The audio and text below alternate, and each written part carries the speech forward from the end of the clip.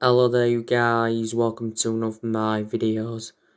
Gonna be giving you my starting 11 prediction for our game against Burnley. Now obviously Ole Gunnar Solskjaer is gonna make quite a few changes from our 1-0 win against Watford recently in the FA Cup third round. So let's get into it anyway. So I think David De Gea, he will be back in goal. I've got to give David De Gea a lot of credit because I think he's getting back to his best. Now, a few seasons ago, he was regarded as the best goalkeeper in the world. This is David De Gea's 10th season at Manchester United, so he has been a long servant. And he's made over 500 appearances for the club in all competitions. And I said he will remain our number one this season.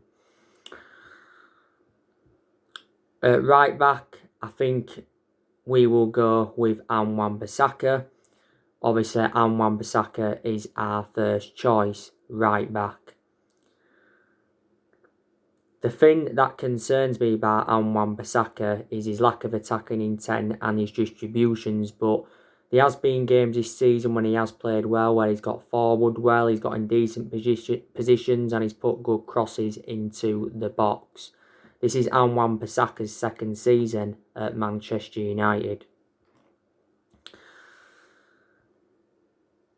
Now, the two centre-halves, I think, will be Victor Lindelof and Harry Maguire. That's if Victor Lindelof's fit, because Victor Lindelof is out with injury again. If Victor Lindelof isn't fit, then it could be Eric Bailly alongside Harry Maguire, but Eric Bailly is also out with a neck injury. Solskjaer has provided us with an update on Eric Bailly. He said he will require further assessment for the suspected neck injury. So yeah, if Bailly and Lindelof are available, then it will be Axel Tuanzebe alongside Harry Maguire. Axel Tuanzebe, to his credit, did very, very well against Watford, made a crucial goal line clearance, and he was solid alongside Eric Bailly, and he was also solid alongside Harry Maguire.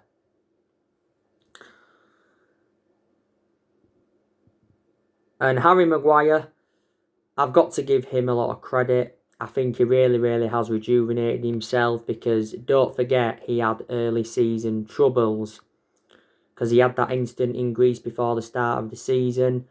He also got sent off in England's game against Denmark, don't forget. Harry Maguire certainly wasn't worth the £80 million that we got him for, and he is our current captain. Now, left back, it will be Luke Shaw, if he is available, because also Luke Shaw has now got an injury. Hopefully it's not too severe. Luke Shaw was also out with injury earlier on in the season, and that's my element of concern about Luke Shaw, is injury prone. Luke Shaw's had a good career though at Man United. He's enjoyed a good 6 years or so at the club. Or is it over 6 years now? Got him for like £30 million from Southampton back in 2014. It will be Alex Telles at left back if Luke Shaw is not available. I thought Alex Telles did very, very well against Watford. He created some very good chances. He got forward well. He put some dangerous crosses into the box, and he also got the assist for McTominay's goal. Telles has enjoyed a pretty good start to his Man United career, but he's also enjoyed some bad games as well. We got him in a deal worth £15.4 million from Porto.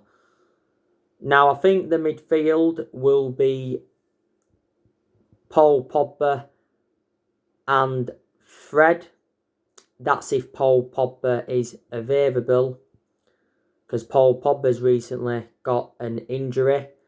Don't forget, Paul Pogba had an ankle injury earlier on in the season, and he was out for the vast majority of last season with an ankle injury. If Paul Pogba is not available, then I think it will be Fred and McTominay in that midfield. But to Paul Pogba's credit, he's done well since he came back from that ankle injury. You know, he's enjoyed quite a lot of good games. Now, earlier on today, I give you the news on Paul Pogba. He says that the PSG manager Mauricio Pochettino wants Paul Pogba and he's identified him as his number one transfer target. We have revealed our asking price. We want around £75 million for Paul Pogba. We're going to find it hard, though, to get £75 million for him. He hasn't only been linked with a move to PSG. You know, he's been relentlessly linked with a return to Juventus. Swap deals have been high on the agenda. Don't forget, Juventus recently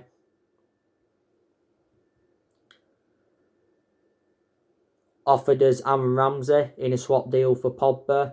They also offered us Douglas Costa as part of a swap deal for Pogba, but we did reject that. But I think it mentioned that we are interested in an exchange deal. I think we want a world-class player in exchange. But it did say not so long ago that Juventus are only willing to pay £50 million for him.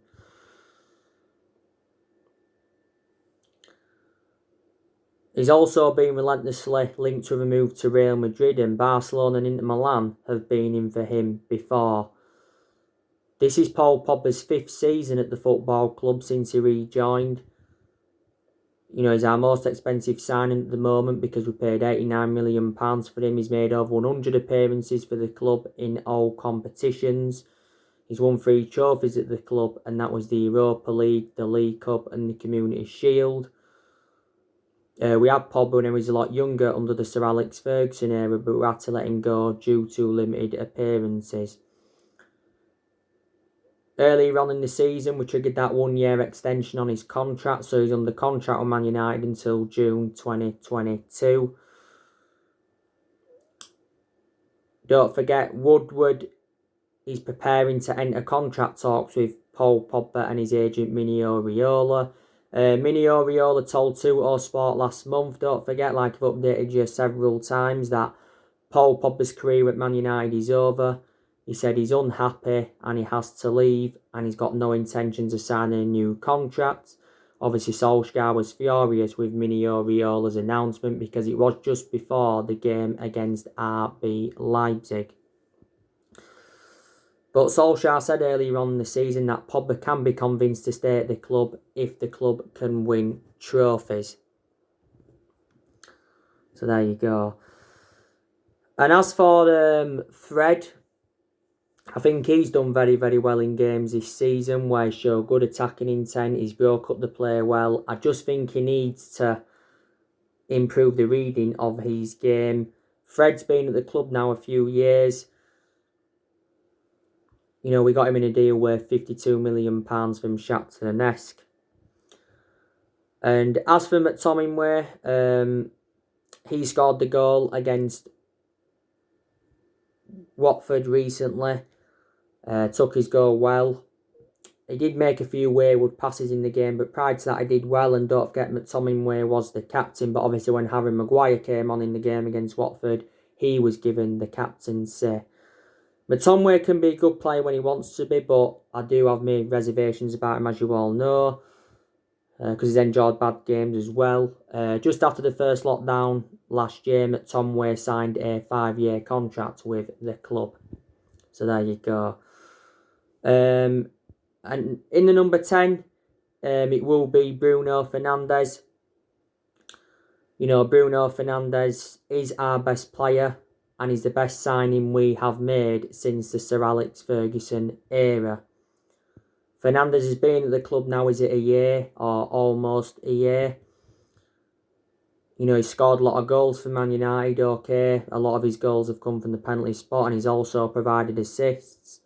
He won Player of the Month for December, but he has won that now quite a few times, reflecting on his good performances. Fernandes was disappointed that we didn't win a trophy last season,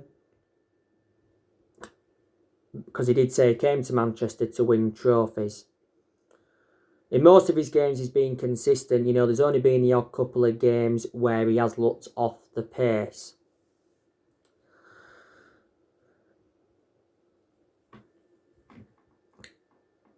Now, I think on that left-hand side, we will go with Marcus Rashford. Marcus Rashford wasn't too good when he came on against Watford. But I think most of his games under Ole Gunnar Solskjaer, he has been very, very good. I just think we need to keep Marcus Rashford out wide, like I've said before, because I think he's more effective out wide than he is centrally. Rashford's a player that likes to get runs in behind. He likes to create chances. He also likes to score goals. Rashford's been part of the club for several years. He's been a United player since the age of 7. And he's been in our senior squad since 2016.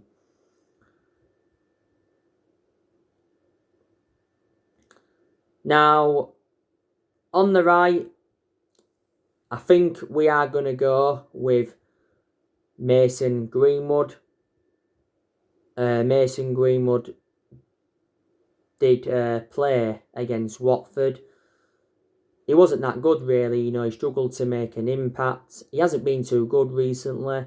Didn't really get a lot of service, though, in the game against Watford. Don't forget, earlier on in the season, Mason Greenwood had personal issues. At one point, he was out with injury. And he also was out with illness at one point. But like I've said so many times, Ole has defended him a lot this season. This is his second season in our senior squad. At the start of this season, we give him that number 11 shirt. And up top, I think we are going to go with Anthony Martial. I think there's been a few games recently where he has looked good, but there's been games where he hasn't looked so good. Earlier on in the season, Anthony Martial was out of form because he wasn't being clinical enough in front of goal. Sometimes we play Martial up top, sometimes we play him out wide. He played a lot centrally last season. Solskjaer was the one that gave him that number 9 shirt. Martial was good last season. I think he scored like 23 goals in 48 games. And he was good in his debut season under the Louis van Gaal era. Martial's been at Man United now for over 5 years.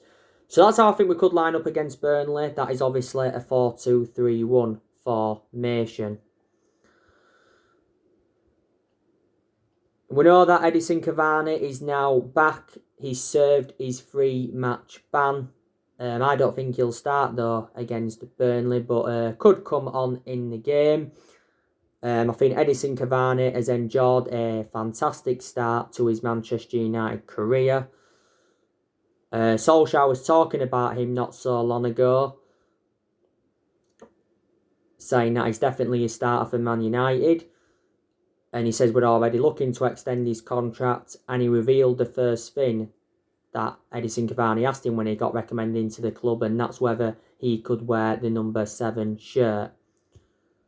Now, we got him on deadline day last summer on a free. He signed a 1-year contract with Man United with an option of a 2nd year. And I said when we got Edison Cavani, he will be the next Zlatan Ibrahimovic. I think also too, Phil Jones is still out with injury, but Phil Jones wouldn't play anyway. Rojo still got a calf injury. Obviously, Rojo wouldn't have played anyway. So there you go. But yeah, like I said, Solskjaer confirmed that we've suffered a triple injuries to obviously Lindelof, Luke Shaw and Paul Pogba. Hopefully they are not too severe. Now, this game against Burnley, like I mentioned on the preview, is our game in hand. We were supposed to be playing Burnley on the opening day of the season, but obviously it got postponed. We do beat Burnley, we will be 3 points clear at the top of the Premier League. If we draw, we will be 1 point clear at the top of the Premier League. we have got a pretty good record at Turf Moor. No, the last time we lost at Turf Moor was back in 2009, and that was a goal from Robbie Blake. Burnley won that game 1-0. We beat them at Turf Moor last season 2-0, but we lost the game at Old Trafford 2-0, and that was Burnley's first win at Old Trafford in 58 years. And that's obviously when a lot of Man United fans were very, very critical of Solskjaer. Don't forget, what happened to Ed Woodward's mansion. I think it was actually after that game, spray painting it and that, like I updated you on. But yeah, we should be beating Burnley. Burnley are sitting 16th in the Premier League. They had a pretty poor outfit. They have done quite well recently, though. They have won 3 out of 4 games. They've won 3 out of their last 4 games in all competitions. They obviously are into the FA Cup 4th round because they recently beat MK Dons on penalties 4-3, but it was 1-1 after 90 minutes. Burnley's manager is obviously Sean Dyche. They have got some good players, like I mentioned on the preview. They've obviously got that Jay Rodriguez. He's definitely one of their key players. He's out with injury at the moment. They've got Chris Wood as well. He's one of their key players. He's probably their best player is Chris Wood. Burnley got Chris Wood from Leeds. They've also got that Cork. He's one of their key players. They've got Ashley Barnes. He's one of their key players. They've got that James Tarkowski. He's one of their key players. They've got that Charlie Taylor, who I do like as well. They've got that Dunn. He's out with injury. McNeil's out with injury. Just forgot to mention Charlie Taylor. He's out with injury as well. And a couple of Burnley players got COVID. Now, Burnley brought a few players in last year. They brought that Anthony Mancini in. They brought Dale Stevenson, I think, from Brighton. They also brought Will Norris in, and they brought Josh Brownhill in. But I'm very, very confident we'll win this game against Burnley. We are unbeaten in our last 10 league games. Obviously, we won our last league game against Aston Villa, beating them 2-1. And we've been very, very good away from home this season. We haven't lost away from home yet in the Premier League this season.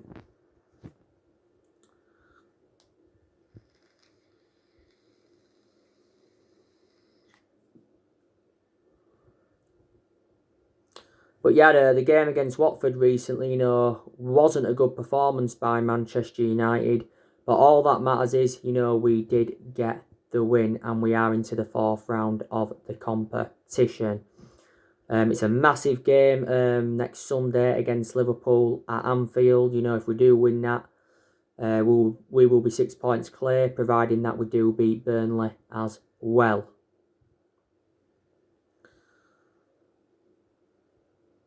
So yeah, like I said to you time and time again, the thing that concerns me about Ole Gunnar Solskjaer is his decision making, because in a lot of his games at Man United, he has obviously made mistakes, and that's obviously cost us. So his decision making's got to improve. In some games, he's showed tactical flexibility, but he's got to do that all the time. Now, whether Ole Gunnar Solskjaer's managerial tenure at Man United works out or not, I will still always adore him, just like all Manchester United fans will, because end of the day, Solskjaer is a club legend. He was a great player for the football club for 11 years. He flourished under Sir Alex Ferguson's guidance. And his most iconic moment as a player was 1999, when he scored late on in the Champions League final to win the club the treble, and that is the club's greatest achievement.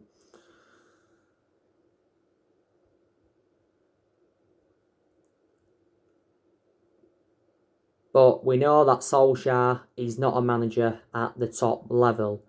The question is, can he emulate into a top level manager if he is given more time?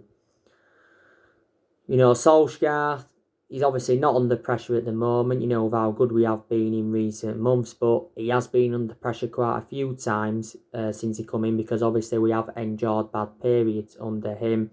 Now, like I said, don't forget Mauricio Pochettino was the favourite to take over at Man United. He's obviously now out of the equation because he's PSG's manager.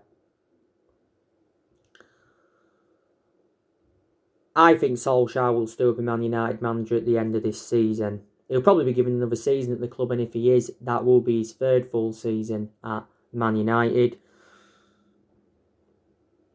But, yeah. Some Man United fans are Ollie in, like I've said, and some Man United fans are Ollie out. Like I said, I'm not too sure yet. I have been starting to slowly change my perception on him, of how good we have been in recent months. But certainly earlier on in the season, I was very, very critical of him, and I was demanding him out of the club. Certainly the first part of last season, I was demanding him out of the club as well. But, when we have been inconsistent anyway, not all of the blame stemmed from Solskjaer. There's obviously been certain players that need to take responsibility. You know what I mean?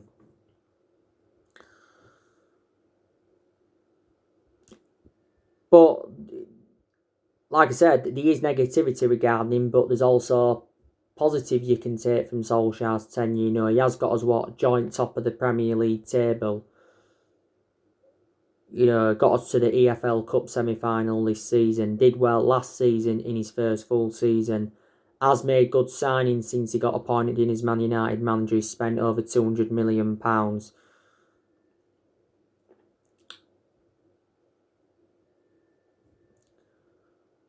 So yeah, they are the positives that you can take. I also like the way he has promoted the youth, because the young players have been given their chances, and he's brought more young players into the football club.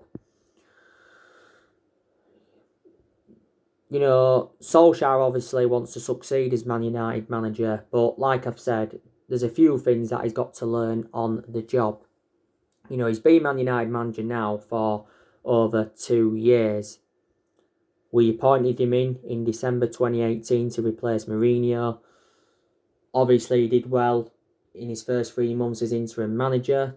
So reflects on that, we're giving the job permanently in March 2019. You can say we did make a mistake by giving him the job permanently. Definitely. But we've made a lot of mistakes since Ferguson left, and that's one of the main explanations why we have been so inconsistent.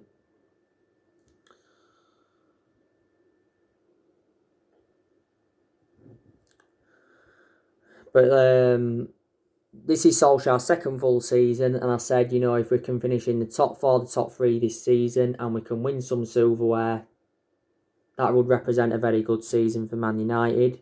That would give us something to build on. We're no longer in the EFL Cup now, which is disappointing, because I wanted us to beat City, because I wanted Solskjaer to reach his first final as Man United manager.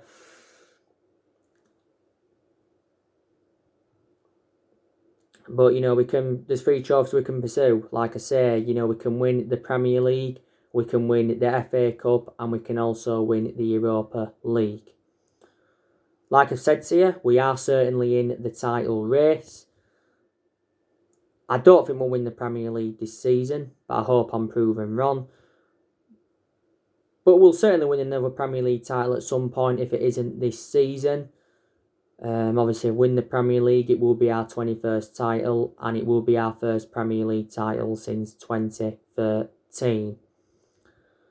Solskjaer did actually say prior to the game against, was it Villa, that the change of mentality in our players has got us into the position that we are now in the league. But Solskjaer did insist that we're not in the title race as yet.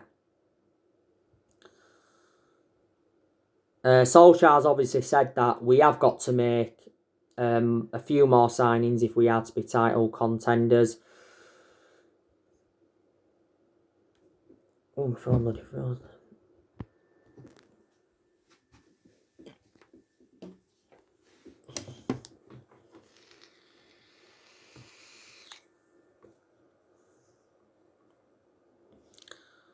You know, there has been a lot of players on our agenda. Obviously, earlier on today, I give you the news on Dayat Upamecano.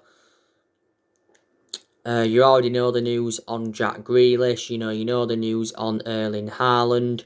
You know the news on Jadon Sancho.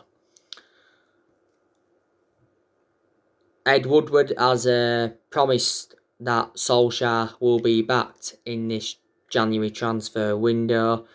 Woodward's come out a few times to support Solskjaer, and don't forget he did say at some point last year, Woodward, that he will back Ole Gunnar Solskjaer with a long-term plan centred around summer transfer windows. That means, won't be doing much business or any business in the January transfer windows. He said a few times though towards the end of last year that we're not expecting a busy January transfer window. It's disappointing, by the way, that we have missed out on Moises Caicedo. I actually thought Man United were going to sign him. I'd be happy if we just made one signing this January transfer window. It's better than making no signings. Mad Diallo Traore doesn't count as a January signing because we actually agreed to get him last October. But it was official earlier on in this window. And I think, we'll be looking to make some signings in the summer. So I think we want to make around 4 signings to complete our squad overhaul. Like I said, Solskjaer recently held talks with 6 players he wants to get rid of in this January transfer window. Because he's still deadwood at the football club, obviously. And I said when Solskjaer got appointed in as Man United manager, he was inheriting a lot of deadwood. He's got rid of some of the deadwood, but he's still inheriting some deadwood now. Like I've said to you, the vast majority of this team is Jose Mourinho's. We've spent over £1 billion on players since Ferguson left, and we've brought a good 36, 37 players in since Sir Alex Ferguson left the club.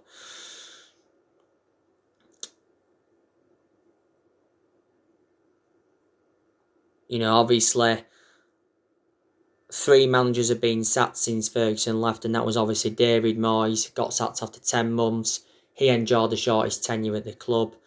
Ferguson made a mistake by recommending Moyes in, but that's the only mistake Ferguson made. Sacked Louis van Gaal after 2 years, despite him winning the FA Cup. And we sacked Jose Mourinho after 2.5 years, despite him winning 3 trophies in his first season. But I've already given you the reasons why it didn't work out under Mourinho.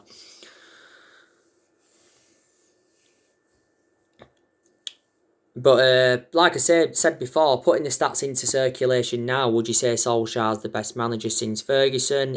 Certainly a much better manager, than David Moyes was. And reflecting on our